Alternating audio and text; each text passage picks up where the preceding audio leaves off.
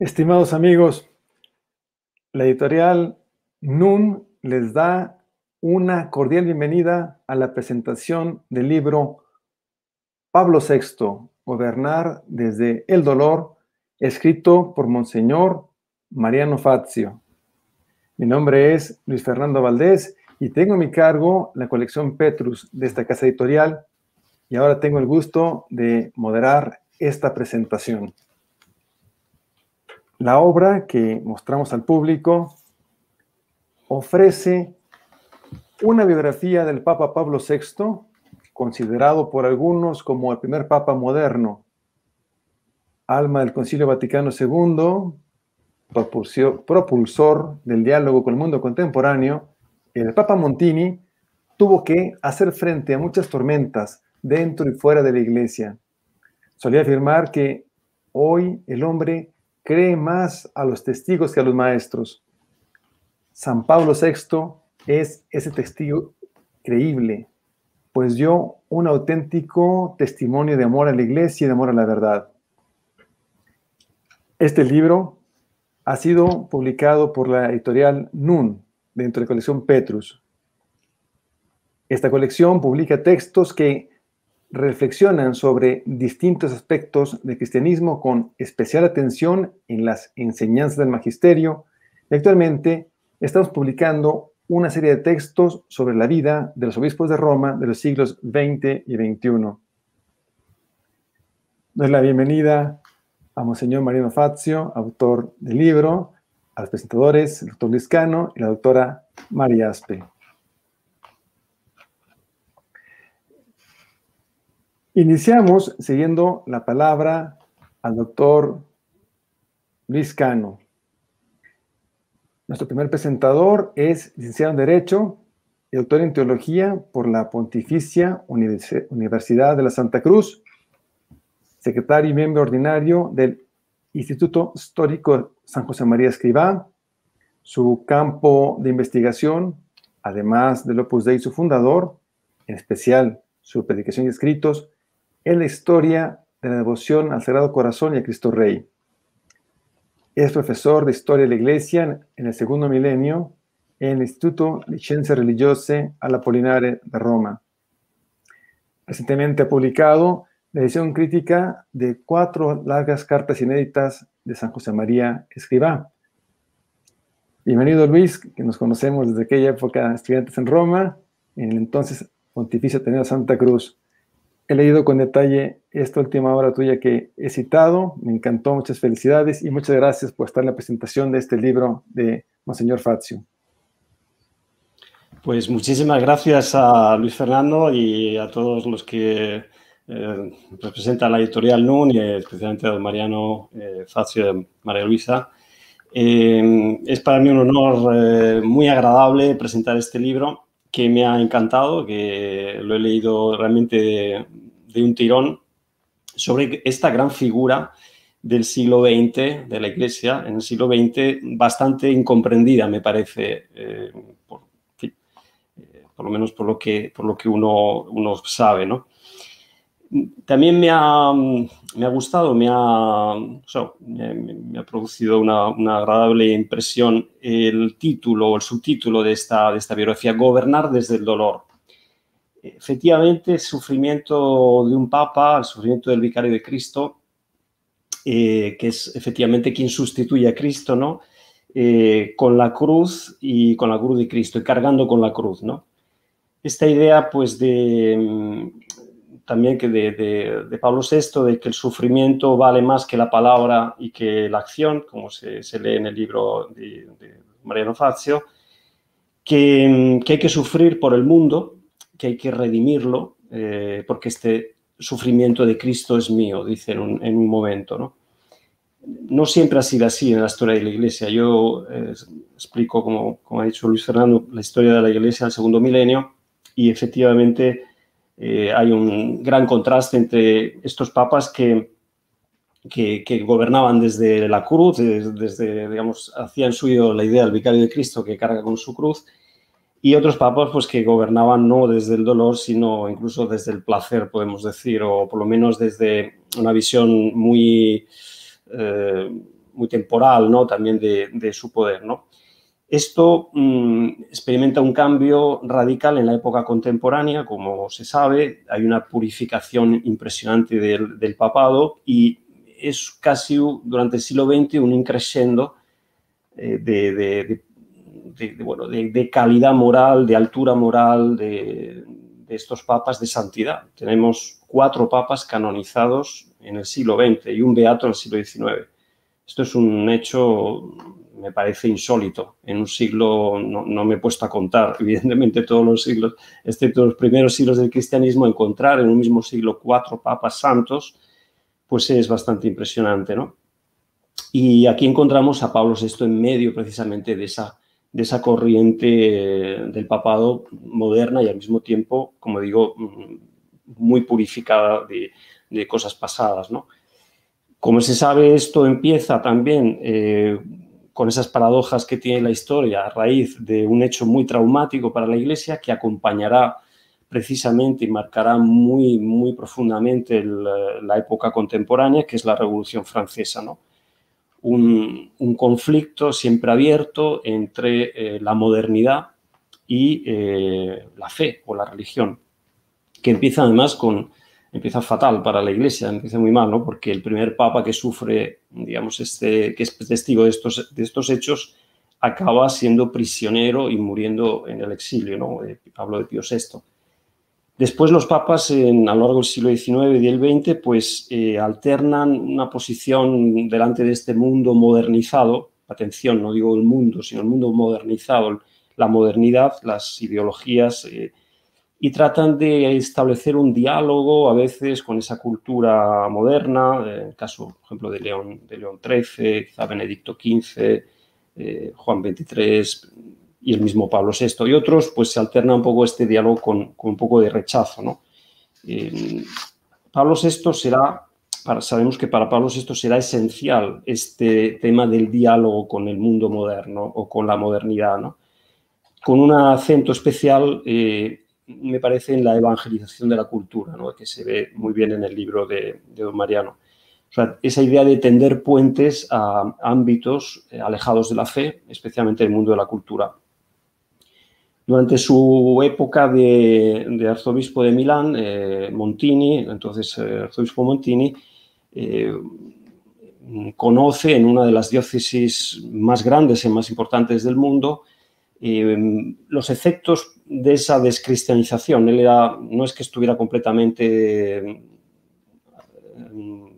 lejos o que no comprendiera todo esto, porque ya había tenido sus contactos pues también con la juventud universitaria en Roma, pero digamos que ahí palpa los efectos que ha tenido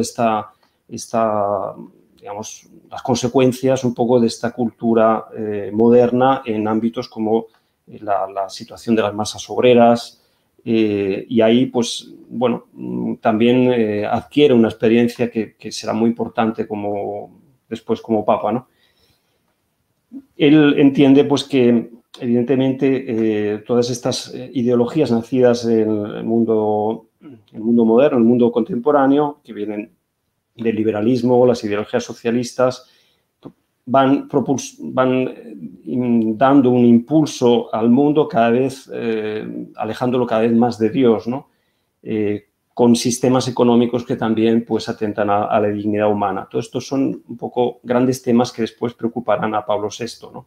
como papa, y que escribirá pues en sus encíclicas, ¿no? Pero me parece que Pablo VI se encuentra, respecto a los papas que he mencionado y a los que le han precedido a lo largo del siglo XX o también del siglo XIX, se encuentra con un problema que sus predecesores no habían experimentado. Hasta entonces, las preocupaciones, el vivir, ese cargar con la cruz del papado, pues se concentraba en un poco el efecto devastador que esas ideologías podían tener sobre la fe, sobre la Iglesia. O sea, era un problema que estaba, por decir así, fuera, ¿no? Me refiero, pues, no sé, a la cuestión romana, al conflicto con el Reino de Italia después de la reunificación de Italia, o la cuestión social que ya he mencionado, las guerras mundiales, la secularización creciente, pero no propiamente una crisis dentro de la Iglesia, ¿no? por decirlo así, una situación de conversión al revés, ¿no? De la Iglesia que se convierte al mundo y a sus exigencias, por decirlo así, ¿no? En su testamento, yo no lo conocía, el testamento de Pablo VI y la meditación que don Mariano ha añadido como anexo al final, como apéndices que me parecen sumamente interesantes. Pablo VI escribe que no se debe pensar que se ayuda al mundo adoptando sus criterios, su estilo, sus gustos, sino procurando conocerlo, amándolo y sirviéndolo. Esto realmente me ha gustado mucho porque dentro de ese conflicto que él vive pues, tan fuertemente, pues se da cuenta que primero hay que conocer para poder amar y poder servir, ¿no? Si no conoces la realidad, si no conoces ese mundo, que repito, es distinto también de esa ideología que a veces pues, lo impulsa o que lo mueve, que es lo que más se percibe, ¿no? En su primera encíclica, la Ecclesiam Suam, habla del diálogo, que es comprensión, que es escuchar el corazón del hombre para ser amigos, para servir. Es decir, que no son tanto las ideologías, sino son los hombres que se mueven por esas ideas. Y a esos hombres hay que escucharles para saber lo que piensan, lógicamente, ¿no? Pues de lo contrario, el diálogo no puede existir. Si uno no escucha, no trata de comprender para servir, efectivamente hay poca posibilidad de diálogo, ¿no? Diálogo que también él usa y subraya mucho para conseguir la paz. Otro de los grandes temas de Montini y un tema fundamental que aparece muy bien explicado en el libro, de su histórico mensaje a las Naciones Unidas en 1965, donde recalca uno de los temas fundamentales, uno de los pilares, como yo digo, vamos, de la doctrina social de la Iglesia, que es la dignidad del hombre. Uno de los grandes temas que el papado pues, ha subrayado. Y el respeto a la vida, ¿no? Dentro también de esa dignidad, también del no nacido. Un diálogo que también se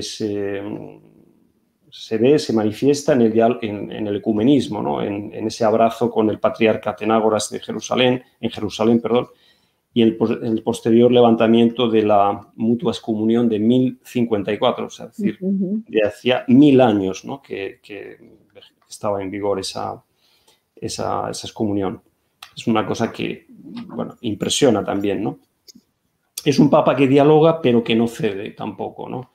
Vistos por unos como un papa débil, porque no toma medidas duras contra quienes ponían en duda el depósito de la fe, y al mismo tiempo visto como un conservador cerrado a ese supuesto espíritu del concilio, que parecía un poco ser el líder, ¿no? de todo un proceso de renovación, ¿no? Pero vemos, y se ve muy bien en el libro, que no era ni lo uno ni lo otro, ¿no? Es un hombre que procura, como he dicho, conocer el mundo y que incluso en su testamento lamenta no haber dedicado más tiempo a conocerlo, también sus aspectos más físicos, más naturales, ¿no? No creo que tuviera mucho tiempo para, descubrir la naturaleza y él, pues, al final de su vida dice, qué pena no haberlo conocido mejor, todas estas cosas, ¿no? Un papa moderno porque cree en el progreso. La modernidad está marcada desde el principio por esta idea, ¿no? del progreso, ¿no? Y el Papa cree en el progreso y llama a su encíclica social, una encíclica que realmente es una columna importante de la doctrina social de la Iglesia, la llama Populorum Progressio. No puede ser más moderno el título, ¿no? para hablar de este tema, ¿no? Concretamente del desarrollo, que ante todo debe ser, según él, un desarrollo integral basado en la antropología cristiana, no solo económico y social, ¿no? Son ideas que parecen ahora como muy elementales y como muy sencillas, pero como pasa con muchas afirmaciones del magisterio, especialmente en este campo, alguien lo tenía que decir y hasta que no se dijo, pues bueno, no estaba bueno, que el desarrollo tiene que ser un desarrollo basado en la antropología cristiana, ¿no? Esto ahora mismo no para nada es patrimonio común, ¿no? Un hombre al mismo tiempo que no duda en ir contracorriente y resultar a veces profundamente impopular, ¿no? Lo cuenta muy bien don Mariano, todo el contexto del año 1968, un año que parecía propicio para estarse tranquilito, ¿no? Para estarse calladito, sin meterse en demasiados líos. Bueno, pues es el año en el que este papa lanza una bomba casi atómica, podemos decir, que es la Humanae Vitae, ¿no? Esta encíclica que le hace exclamar al papa en su intimidad: nunca hasta este momento había sentido todo el peso de este cargo, ¿no? del ministerio petrino, ¿no? Y ya podemos intuir que el papa que gobierna desde el dolor, pues este dolor, ¿de dónde procede? ¿Cuál es la fuente de ese dolor? Pues es la situación de la Iglesia, ¿no? Como decía, es un tema que no todos se habían encontrado. Quizá pues San Pío X un poco con el modernismo, pero en fin, eso era, comparado con lo que sucede después, aquí en estos años 60, pues no tiene las dimensiones, de mucho menos, ¿no? El fenómeno de la contestación, del magisterio alternativo, de todo esto que le hará decir en 1965 que la falta de fidelidad era una de sus penas más agudas, ¿no? O sea, lo que más dolor le producía al Papa pues, era ver que los que tenían que ser fieles pues no lo eran, ¿no? Un Papa profundamente enamorado de la Iglesia, esto también se ve muy bien en el libro de Don Mariano. Parece crucial su indicación antes del Concilio Vaticano II de que este concilio tiene que ocuparse solo de la Iglesia, especialmente en su relación con el mundo moderno, con la modernidad. Es decir, un Papa moderno que dialoga, que está constantemente, que ama al mundo y que ama muchísimo la Iglesia y ve que esta Iglesia tiene que dialogar con ese mundo, porque hasta ese momento pues, ese diálogo ha sido muy difícil, ha sido conflictivo y, bueno, al mismo tiempo, pues, un papa muy, no sé cómo decir, muy enamorado de la evangelización, ¿no? Un tema que aparece en este documento, el Evangelii Nuntiandi, del 1975, que justamente, muy oportunamente, me parece que don Mariano Fazio ha subrayado, ¿no? La importancia, le ha dedicado un poquito más de espacio, porque sabemos que es una encíclica que ha inspirado al actual Papa, al Papa Bergoglio, y también me acuerdo que la enviaba mucho Juan Pablo II, esta encíclica, ¿no? Es una encíclica fantástica, este documento es fantástico, y es la respuesta también, de algún modo, a la modernidad y a la descristianización. Es decir, sin hablar simplemente de la tradicional misión ad gentes, ¿no? Lo que se hablaba de las misiones como territorios fuera del mundo cristiano que había que evangelizar. Ahora, digamos, como sucede en nuestros días, por desgracia, ¿no? El terreno de misión pues está, como se decían los misioneros, ¿no? del siglo XVI, ¿no? Las Indias de acá, ¿no? O sea, las Indias de acá son efectivamente los territorios que bueno, han ido perdiendo esa identidad cristiana y que, si era entonces urgente, pues ahora verdaderamente es una emergencia, ¿no? Que ningún cristiano puede dejar indiferente, me parece, ¿no? Y bueno, pues un papa tan enamorado de la Iglesia que solo él podía decir una cosa tan sencilla como tan verdadera, ¿no? Que evangelizar es la identidad más profunda de la Iglesia. Es para lo que existe la Iglesia, ¿no? Para difundir la buena nueva, el Evangelio, y llevar a todos la salvación. Este es el motivo, digamos, fundamental, ¿no? Como decía, pues el Papa Francisco, lo subraya don Mariano Fazio, tiene en el centro de su pontificado esta esencialidad de la misión de la Iglesia. En el cónclave, yo esto tampoco lo sabía, no sabía que había citado el Papa Bergoglio este documento, el Evangelii Nuntiandi, cuando habló de la dulce y confortadora alegría de evangelizar. Y bien, para terminar, pues simplemente comento que me ha impresionado, como decía antes, la meditación de Pablo VI ante la muerte, que tampoco conocía, un texto realmente bellísimo, un canto a la vida, un canto al mundo, con un lirismo realmente estupendo, y que felicito nuevamente a don Mariano por haber incluido en este excelente libro que aconsejo a todos leer, porque realmente en 3 horas se lee y te da una idea muy completa y muy rica de este gran personaje que fue San Pablo VI. Pues nada más, muchas gracias. Muchas gracias, estimado Luis. Nos has dado una panorámica muy bonita del contexto de la modernidad, tanto al principio de la modernidad como más contemporáneo, en el cual se desenvuelve este gran personaje que es San Pablo VI, y así queda muy, muy destacado la importancia de este libro. Don María, si gusta usted comentar algo. No, prefiero darle la palabra a la doctora María Luisa y después hablo yo. Perfecto. Le agradezco muchísimo a Luis que se lo haya leído, se ve que se lo ha leído con muchísima atención. Muchas gracias por todas tus palabras. Muy bien. Ahora cedemos, gracias, Mariano. Ahora cedemos la palabra a la doctora María Luisa Aspe. Ella es doctora en Historia por la Universidad Iberoamericana. Fue académica de tiempo completo de esa misma universidad y también directora de su departamento de Historia hasta su jubilación. Especialista en Historia Contemporánea de la Iglesia en México. Es miembro del Consejo Académico Internacional de la Academia Internacional de Líderes Católicos, directora académica y maestra del Diplomado Mujer en la Vida Pública y del Seminario de Liderazgo Político en México. Ha sido participante y conferencista en los encuentros de la Pontificia Comisión de América Latina sobre Mujer e Iglesia. También es miembro del Sistema Nacional de Investigadores. Fue presidente del Instituto Mexicano de Doctrina Social Cristiana, MDOSOC, y hoy mismo es investigadora del Centro de Estudios Interdisciplinarios CEID. Entre sus presentaciones destacan, solo mencionaré 3 de todas las muchas que ella tiene: Un cristiano en la vida pública, sobre don Carlos Abascal Carranza; Cambiar en tiempos revueltos, una mirada al debate interno de la provincia mexicana de la Compañía de Jesús a través de Pulgas.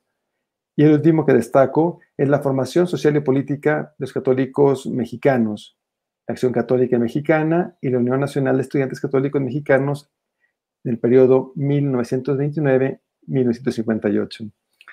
Estimada Mari, qué alegría volver a coincidir en la presentación de un libro.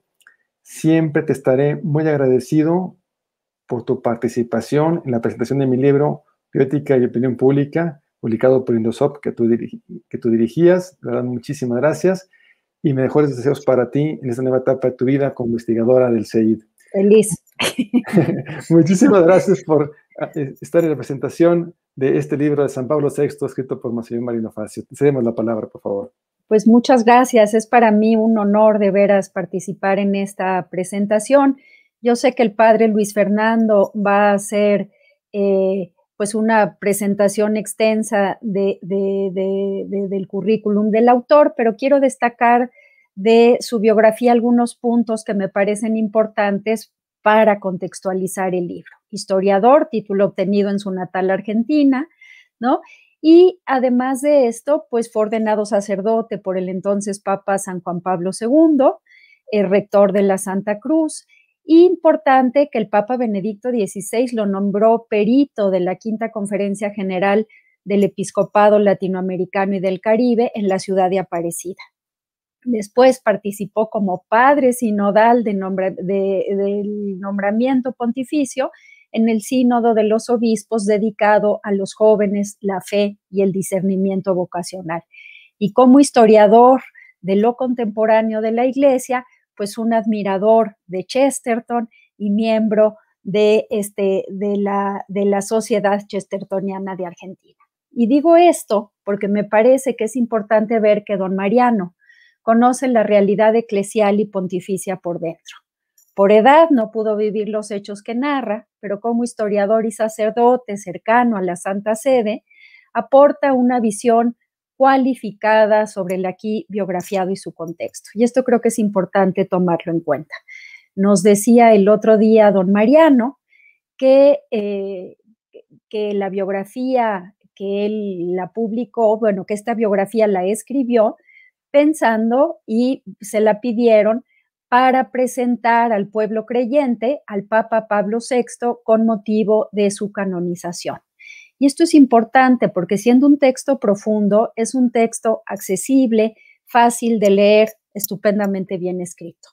Es una biografía integral, bien contextualizada, que aborda la situación compleja de Giambattista Montini como Pablo VI, a quien le tocó dirigir a la Iglesia en una de las épocas más complicadas en su historia. Pablo VI pudo ver cómo se centraban en él hasta la furia de los potentes extremos eclesiales, sabiendo siempre mantener la serenidad que provenía de una profunda vida interior, ¿no? Capaz de llevar a buen término un concilio que a otros les hubiera escapado de las manos.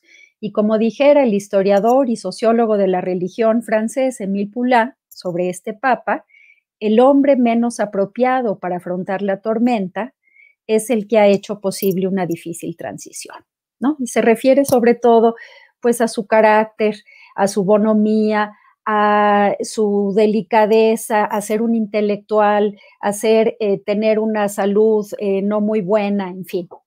Bueno, paso ahora a las fuentes en las que se basa el libro. Tiene muchas fuentes primarias que han sido publicadas, pero que es interesante, siendo un libro de divulgación, pues evidentemente que a los historiadores nos interesa, ¿no? Tiene los cuadernos personales de Karol Wojtyla y luego ya como Juan Pablo II de 1962 a 2003, tiene los apuntes del padre Maki, secretario de Pablo VI, tiene estos diálogos extraordinarios de Jean Guiton con Pablo VI, su gran amigo intelectual, ¿no? De Beth, el Pío XII y la Segunda Guerra Mundial en el Archivo Vaticano, que además Pablo VI pidió que se publicaran estos textos, ¿no? Tiene, que a mí me interesó muchísimo, no tenía idea de esto, ¿no? El diario escrito por don Álvaro del Portillo, citado por Luis Cano aquí presente, ¿no? Sobre San José María en el Vaticano. Y esto en la Estudia documenta, ¿no? Interesantísimo porque, bueno, pues esto ajeno a los historiadores de la Iglesia, que no estamos ahí, ¿no? Y luego, pues por supuesto, tiene de fuentes primarias Ecclesiam Suam, Populorum Progresso, Evangelii Nuntiandi, que ya han mencionado, y las actas sinodales del concilio citadas por el famoso vaticanista Tornielli, ¿no? Tiene además, recurre a los discursos, a las audiencias generales y el testamento de Pablo VI, yo lo había leído recientemente porque salió en internet, ¿no? Y las notas complementarias a su testamento. Además de todo eso, como si fuera poco, ¿no? Tiene de fuentes secundarias, pues los clásicos, ¿no? Está Gaspari en el tema de los judíos de Pío XII, un tema controvertido, que abiertamente en Jerusalén, como cita el libro, defendió el Papa, ¿no? Y además de esto, pues que ahora se abre el Archivo Vaticano en ese tema y que creo que dará pues mucha luz después de este libro tremendo del Papa de Hitler, ¿no? La historiografía inglesa que le da duro con infundios a Pío XII, ¿no? El Cárcel, González Novalín, ¿no? Y por supuesto, Tornielli. Entonces, bueno, si queremos fuentes serias, pues ahí están todas, ¿no? Luego la trama. Yo voy a resaltar solo 3, ya Luis ha presentado otras, ¿no? Pero 3 de las líneas del pontificado que don Mariano Fazio esboza en el libro que presentamos. Una que me parece particularmente interesante para el presente, don Mariano dice que él está por arriba de la política y que no toca esos temas, pero bueno, como historiadores también del tema de la formación política de los católicos, es bien interesante el proceso al que alude, del Partido Popular de Luigi Sturzo, sacerdote además, ¿no? En el cual había militado su padre, a la democracia cristiana, a los ataques del fascismo al partido y a su ulterior descomposición del partido por las alianzas que el Papa ve con mucha preocupación, con las alianzas de la democracia cristiana italiana con la izquierda, con el único fin de ganar votos, ¿no? Hasta la afirmación que hace el Papa a su amigo y cardenal Maurice Roy, esto no lo cita el libro, pero hacia allá va, ¿no? Que es una misma fe puede llevar, y de hecho lleva, a compromisos políticos distintos. Un tema central en este tiempo que nos ocupa de ascenso de populismos de diversos signos, ¿no? Y que luego ya retomará, por supuesto, 80º Annus de Juan Pablo II y que está presente en el magisterio social de la Iglesia. A mí me gustó muchísimo esta parte que habla de este, perdón, es un término muy casero, pero colchón que le da al Papa en sus inicios, esta vida familiar de fe, de cariño, de la abuela, del padre, de acompañarlo en su trabajo, que uno entiende muchas cosas de la hondura, de la finura espiritual del Papa viniendo de donde viene, ¿no? Segundo tema que a mí me interesa mucho, porque además es un tema que he trabajado en el archivo de la Compañía de Jesús en Roma, ¿no? Que es el tema de la radicalización posconciliar. No solo ad extra, que le preocupa al Papa, sino lo más doloroso en el corazón de la Iglesia, ¿no? Gobernando desde el dolor, un título verdaderamente que le da al clavo, ¿no? Le llegan al Papa noticias diarias de la secularización de religiosos y sacerdotes, de la división del pueblo creyente a partir de la Humanae Vitae, del abandono del magisterio y, muy importante, del rechazo a la infalibilidad papal. Y por último, la defección de los sacerdotes.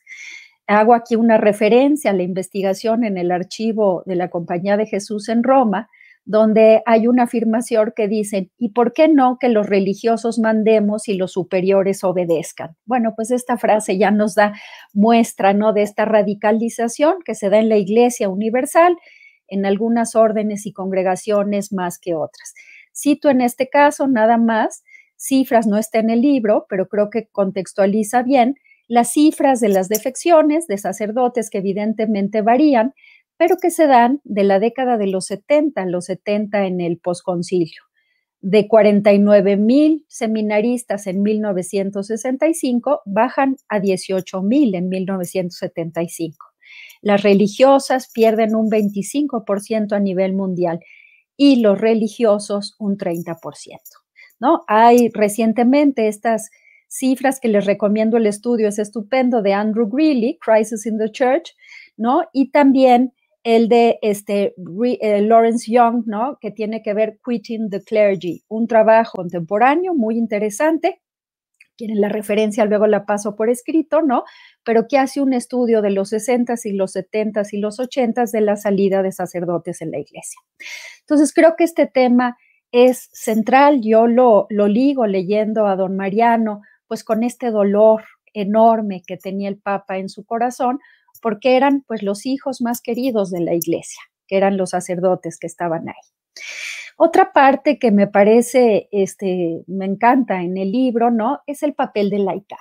Es un Papa intelectual, un Papa que quería profundamente a los jóvenes. Yo me atrevo a decir, don Mariano, no sé qué dirá usted, pero que leyéndolo, yo digo, ¿dónde estaba el Papa encantado? Antes de ser Papa era en Fuchi, ¿no?, en la Confederación de los Estudiantes. Ahí es el único momento que se lee en el libro que el Papa está verdaderamente a sus anchas y está organizando los coloquios, ayudándolos a que publiquen. O sea, esto que hace el editorial NUN, ¿no? Pero bueno, en ese momento que verdaderamente extraordinario. Y pues que por grillas, ¿no? Por grillas de algunos jesuitas, por grillas de algunos cardenales, en fin, lo sacan de ahí. Y esta cosa extraordinaria de decir la fidelidad y el seguimiento a Jesús sin cuestionárselo, ¿no? Pero ahí sí se ve un Montini a sus anchas, ¿no? Entonces, bueno, aquí en el papel del laicado retoma don Mariano, pues esto que es clave en la Populorum Progresso y que más adelante Juan Pablo II lo tendrá en Christi Fidelis Laici, ¿no? Que es, si es oficio de la jerarquía enseñar e interpretar en modo auténtico los principios morales que en este terreno hayan de seguirse, a los seglares les corresponde, por su libre iniciativa y sin esperar pasivamente consignas o directrices, penetrar con espíritu cristiano la mentalidad y las costumbres, las leyes y las estructuras de comunidades de vida.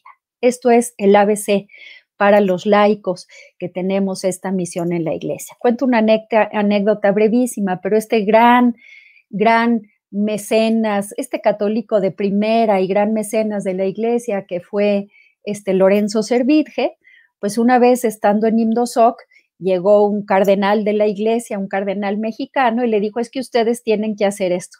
Y recuerdo que de mis pininos en Imdosoc fue escuchar a don Lorenzo con mucho respeto, ¿no?, decirle, a los seglares nos corresponde por libre iniciativa y sin esperar consignas o directrices de sus pastores, nunca se me olvidará, ¿no? Entonces, pues esto es precioso, como le debemos tanto en la doctrina social cristiana, en la doctrina social de la Iglesia, al Papa Pablo VI.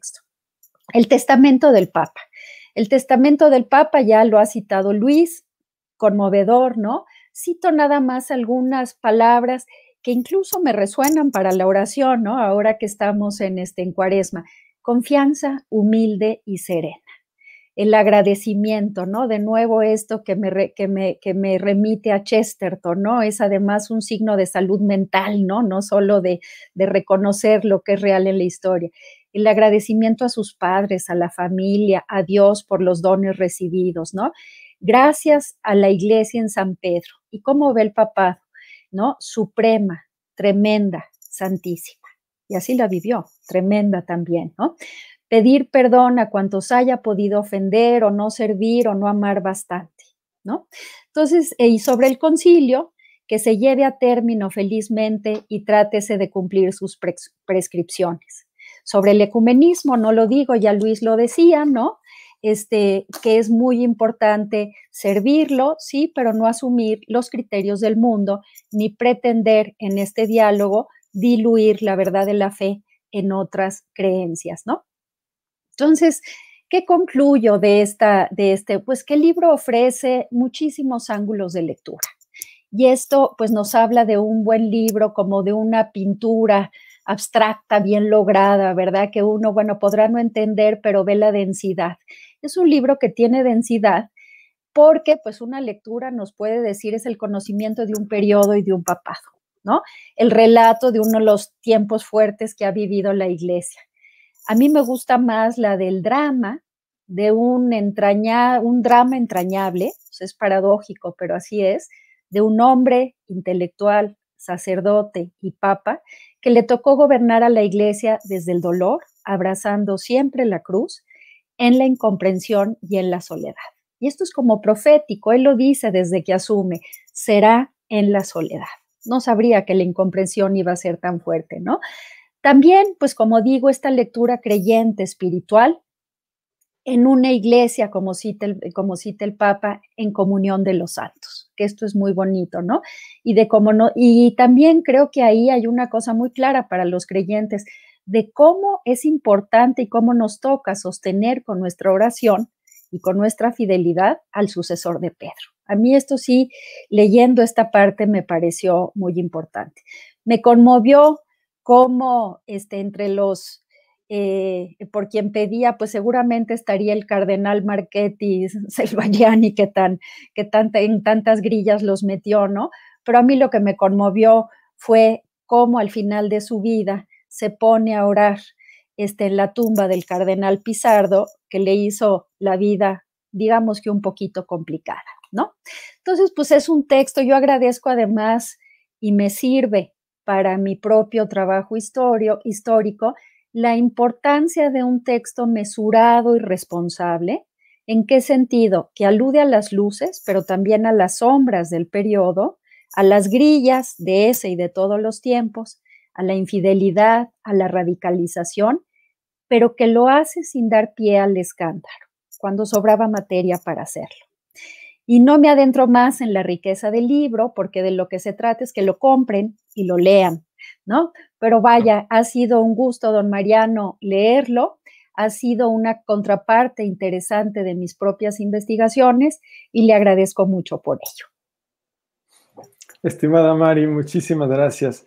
Fíjate que esta intervención tuya nos fue llevando desde esas fuentes en las que don Mariano tomó para hacer un trabajo muy profundo y a la vez muy asequible, y nos adentraste también, siguiendo pues tu conocimiento histórico y la línea de fuerza del libro, a ese gran drama, porque efectivamente creo que a mí y a muchos lectores pasará que leer con subtítulo Gobernantes del Dolor no es una frase gratuita, sino es el retrato de una figura santa.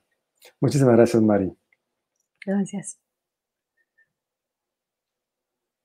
Estimado Mariano, le cederemos ahora a usted la palabra, pero primero lo presento, aunque huelga un poco la presentación. Don Mariano Fazio es licenciado en Historia por la Universidad de Buenos Aires y doctor en Filosofía por la Universidad Pontificia de la Santa Cruz. Fue el primer decano de la Facultad de Comunicación Institucional de esta Casa de Estudios en Roma y después rector de esta Universidad Pontificia. También fue presidente de la Conferencia de Rectores de las Universidades Pontificias Romanas. Como ya mencionó Mari, en 2007, el señor Fazio fue nombrado perito para la Quinta Conferencia General del Episcopado de América Latina y del Caribe en Aparecida, Brasil. Allí, don Mariano tuvo la ocasión de conocer al entonces arzobispo Jorge Mario Bergoglio. Del año 2014 al 2017 fue vicario regional del Opus Dei. No, perdón. Del 14 al 17 fue vicario general del Opus Dei. Desde mayo de 2019 es vicario auxiliar del Opus Dei. Es miembro de la Sociedad Cisterciana Argentina y la Academia Nacional de Historia del Ecuador. Ha publicado más de 20 libros sobre sociedad moderna y procesos de secularización, entre los que destacan Historia de la Filosofía Contemporánea, Historia de la Filosofía Moderna e Historia de las Ideas Contemporáneas. Entre sus obras se encuentran también varias semblanzas biográficas como el Papa Francisco, clave de su pensamiento, sobre San Juan 23, y también otro libro de Benedicto XV, Benedicto XVI. Estimado Mariano, qué alegría nos da publicar su libro en la colección Petrus. Valoramos también mucho el tiempo que nos dedica para esta presentación. También lo felicito por los 25 años que dentro de unos días se cumplirán de la Facultad de Comunicación Social Institucional de la Universidad de Santa Croce, que usted abrió y que usted dirigió, la cual ha presentado un servicio muy grande en la formación de comunicadores católicos, de voceros de dioses, etc. Pues le damos pues la palabra y le damos la bienvenida. Muy bien, muchas gracias Luis Fernando, muchas gracias a la editorial NUN por publicar este libro. Y gracias a María Luisa y a Luis que le han dedicado mucho tiempo a la lectura y al estudio, con lo cual les estoy verdaderamente agradecidos. Por otro lado, otro motivo de agradecimiento es poder dirigirme a muchos mexicanos. Quienes me conocen saben que tengo una predilección por México. No lo digo para ganarme al público.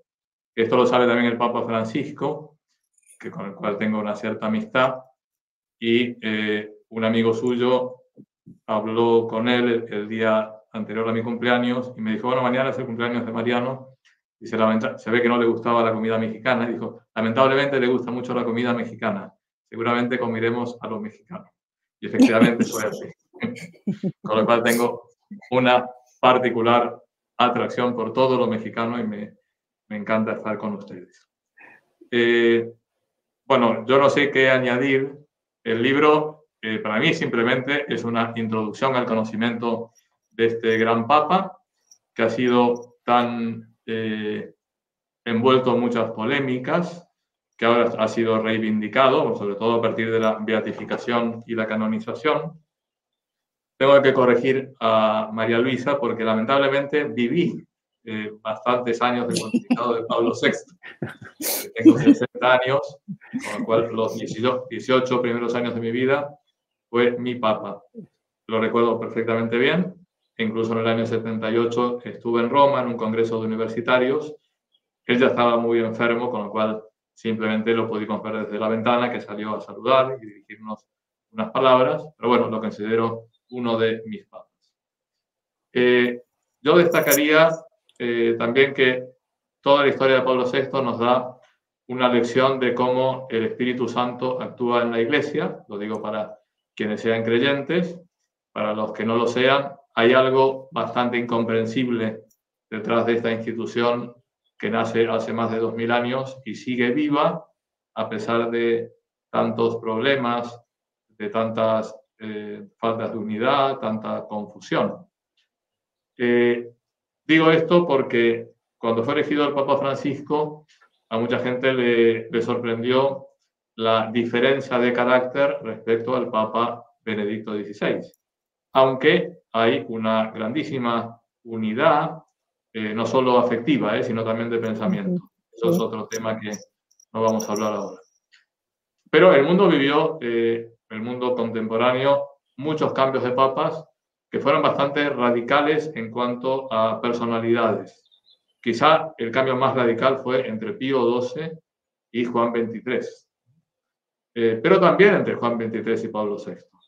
Porque Juan XXIII era todo afabilidad, sencillez, y Pablo VI era una persona también, por supuesto, un santo, un hombre muy unido al Señor, pero con un carácter más reservado, más culto, un poquito más frío, se podría decir.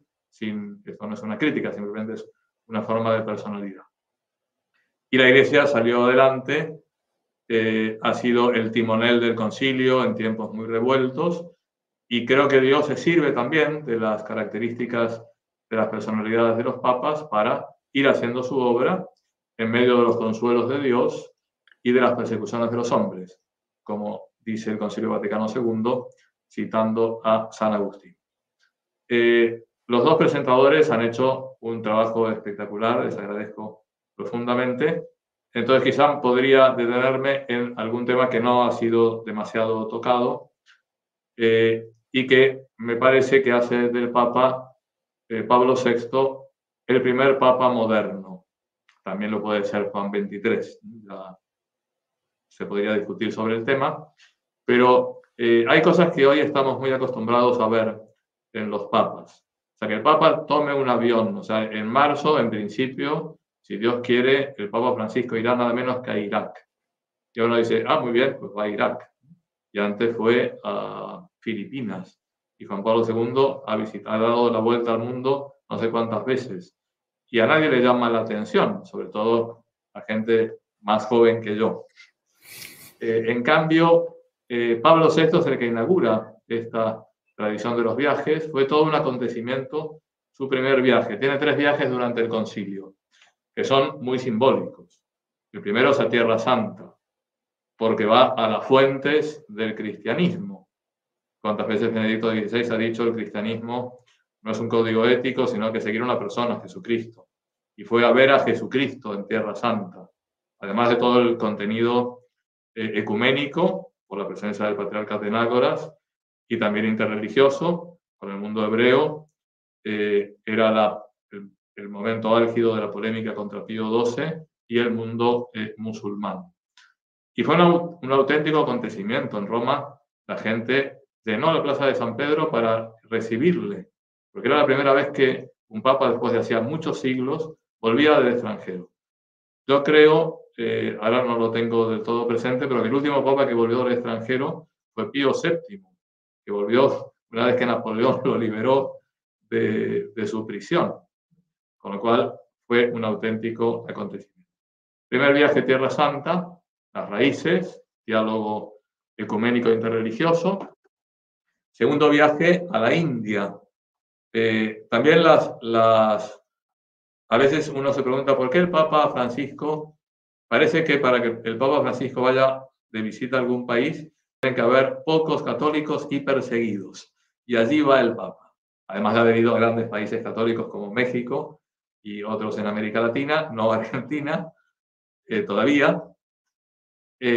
También el Papa Pablo VI tomó unas decisiones que me parecen muy estratégicas. Al año siguiente va a la India a abrazar a una gran parte de la humanidad, donde hay una minoría católica, y tender puentes, hacer creo que quizá el gran concepto de su pontificado es el diálogo, inaugurado por esta encíclica un poco programática, ¿no?, que es Ecclesiam Suam. Entonces inmediatamente se pone a dialogar, sobre todo con su testimonio. Ahí se habla del santón vestido de blanco que proviene de Occidente, como lo miraban las masas en la India. Y el tercer viaje, siempre durante el concilio, son viajes además brevísimos, matadores, muy acotadores. Es nada menos que a las Naciones Unidas. ¿Quién iba a pensar? Un papa hablando. Ahora ya estamos acostumbrados. Después fue Juan Pablo II 2 veces, el Papa Francisco, Y bueno, nos parece lo más normal del mundo. Dice, ¿qué otra cosa puede ser el Papa si no ir a las Naciones Unidas? Y sin embargo, él es el que inaugura todo este nuevo estilo, precedido por algunos avances, un poco tímidos todavía, por parte de Juan XXIII, que logró salir del Lazio, la región donde se encuentra Roma, y fue a Loreto, fue a Asís, etc. Papa del diálogo.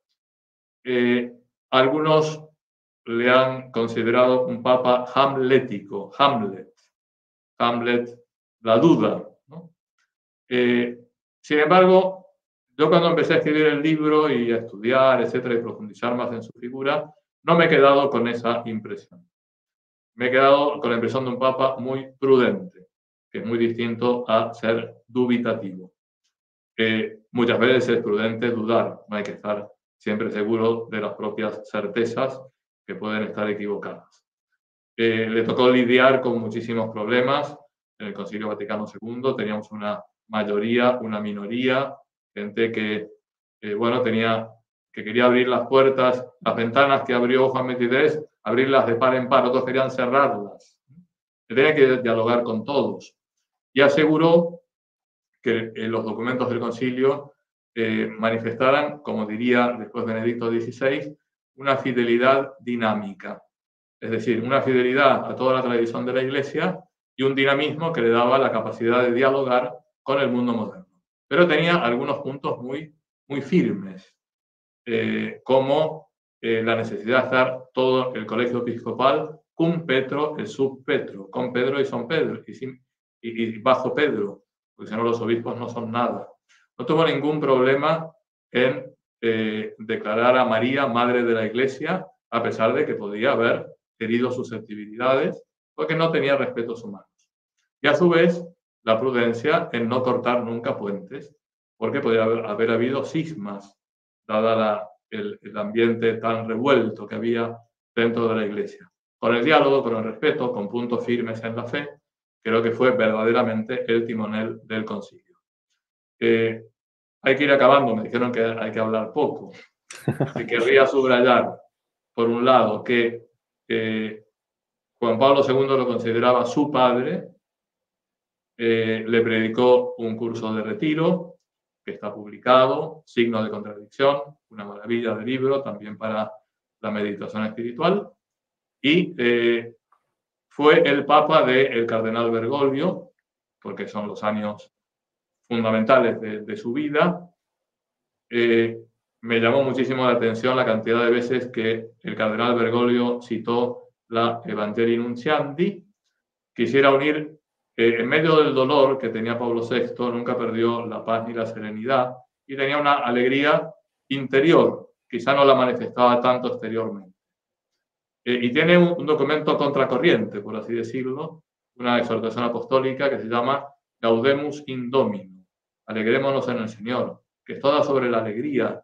Cuando uno está un poco depre, un poco bajoneado, se dice en Argentina, no sé si se dice en México, es un documento para leer. Y pensemos que el documento programático del Papa Francisco se llama Evangelii Gaudium. Es decir, yo ahí intuyo una síntesis entre Gaudemus in Domino y Evangelii Nuntiandi. Hay mucho de Pablo VI en el pontificado del Papa Francisco. Bueno, yo no quiero añadir más. Vuelvo a agradecer a la editorial, a Luis Fernando, a María Luisa, a Luis, a todos los que nos están siguiendo. No voy a decir que compren el libro, evidentemente, porque sería una falta de educación, pero sí recuerdo que cuando el actual prelado del Opus Dei visitó la Universidad de Santa Cruz, donde yo daba clases, nos dijo, escriban muchos libros, pero traten de que los libros se vendan. Porque si no, ¿para qué van a escribir los libros? Eso creo que es interesante para la editorial, porque se trata de difundir la buena doctrina, de hacer una gran evangelización, pero eso tiene que también sostenerse económicamente, porque aunque no solo de pan vive el hombre, también vive de pan. En estos momentos de crisis, bueno, hago una invitación no a comprar este libro, sino los otros libros de la editorial, que es muy importante sostenerla porque me parece que es clave para ese tema tan central en el pontificado de Pablo VI como era la evangelización de la cultura. Y podría acabar como Pedro Vargas. Gracias, gracias, gracias. Muchas gracias. Estimado Mariano, muchísimas gracias. En verdad que su libro abre muchos panoramas, y yo que tenía 7 años cuando falleció Pablo VI, pues ha sido una fuente muy bonita leer así en conjunto su vida, cosas que conocía pues más bien solo con sus documentos. Ha sido muy bonito, y efectivamente era un personaje muy fiel a Jesucristo, enamorado de la iglesia, hijo del mundo contemporáneo. Es una delicia este libro, y estoy seguro que le da mucho, mucho bien a todos los lectores, que espero que sean muchísimos. Muy bien, pues quiero agradecer junto a usted, don Mariano, por su presentación, al doctor Lizcano, a la doctora María Aspe, por sus intervenciones que nos han iluminado muchísimo. La editorial NUN les agradece a todos por asistir a este evento y les invita cordialmente a adquirir el libro en nuestra página web, editorialnun.com.mx, o en Amazon. Asimismo, este libro puede adquirirse en librerías como El Sótano, Péndulo y en librerías de Fondo de Cultura Económica, así como en impresiones bajo demanda en el resto del mundo. Y antes de cortar la transmisión, quiero anunciarles que la colección Petrus tiene el gusto de que publicará próximamente otro título de don Mariano Fazio, que se llama San Juan 23, Obediencia y Paz, que también tenemos una ilusión de que sea presentado en este mismo espacio. Muchas gracias a todos. Muchas gracias a ustedes. Bien. Muchas gracias. Hasta luego.